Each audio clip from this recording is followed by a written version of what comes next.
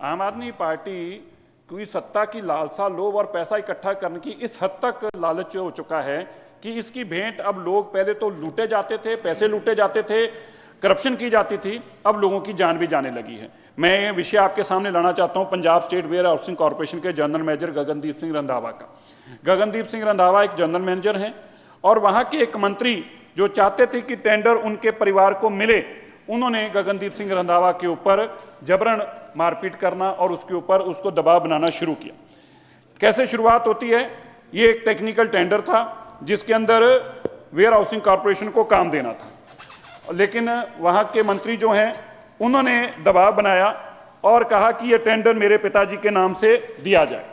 उन्होंने 13 मार्च को, जब गगनदीप रंधावा का बस नहीं चला, तो गगनदीप रंधावा ने 13 मार्च 2026 को इस दुर्व्यवहार और धमकियों की जानकारी अपने ऊपर दी।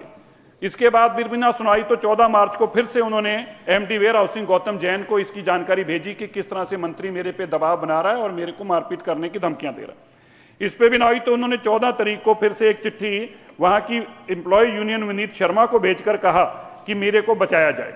इसके बावजूद भी नहीं कोई बचाव हुआ तो 16 मार्च 2026 को उन्होंने चौथा पत्र डीसी तरनतारन को भेजा, जिसमें उन्होंने कहा कि उनके जीवन और उनके परिवार के जीवन को खतरों से खतरा है और उनको बचाने की कृपा की जाए।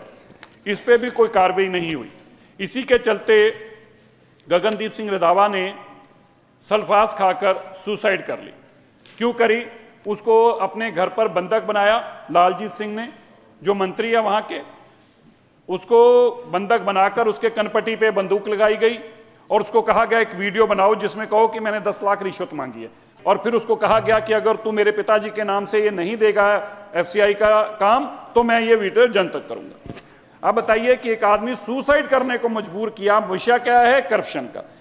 और भगवंत मान की सरकार, अरविंद केजरीवाल जिसके सुपर सीएम हैं, उन्होंने ना मंत्री पे कार्रवाई की, ना मुकदमा दर्ज किया, ना परिवार पे की, ना पीए पे किया। उसके बाद जब ऑपोजिशन ने बहुत सारा वहां पर शोर मचाना शुरू किया तो लालजीत बुल्लर का रिजाइन लेकर उसको छोड़ दिया गया। कहा गया कि देखिए हमने मंत्री से रिजाइन ले लिया और मुकदमा तक दर्ज नहीं किया। श्रीमती उपिंदर कौर, जब उन्होंने कहा कि हम मृतक शरीर का पोस्टमार्टम नहीं होने देंगे जब तक मुकदमा दर्ज नहीं होगा, तो फिर जाकर एफआईआर लॉन्च की गई और एफआईआर फिर से लालजीत सिंह बुल्लर पे नहीं की गई, उनके पिताजी पे और उनके पीए पे नहीं दर्ज की गई, अननोन लोगों पे दर्ज की गई। इसके बाद ये मसला लोकसभा में उठा और लोकसभा में उठने के तब तक 48 घंटे मतलब 2 दिन निकल चुके थे।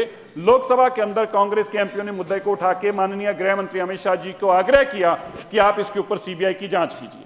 On the house floor of house माननीय गृह मंत्री अमित शाह जी ने यह आश्वासन दिया कि अगर कांग्रेस के एमपी मुझे लिखकर देते हैं तो मैं तुरंत इसकी सीबीआई की इंक्वायरी जांच कराऊंगा। जैसे ही ये खबर लोकसभा की टीवियों पे चलनी शुरू हुई, लालजीत सिंह को, बुल्लर को लगभग 48 घंटे बाद गोविंदगढ़ से गिरफ्तार किया गया और अभी भी उसके पिता को और उसके उस पीए पे अभी तक भी कोई कार्रवाई नहीं की गई। ये बताता है कि किस हद तक अरविंद केजरीवाल जी ने पंजाब के सिस्टम को भ्रष्ट कर दिया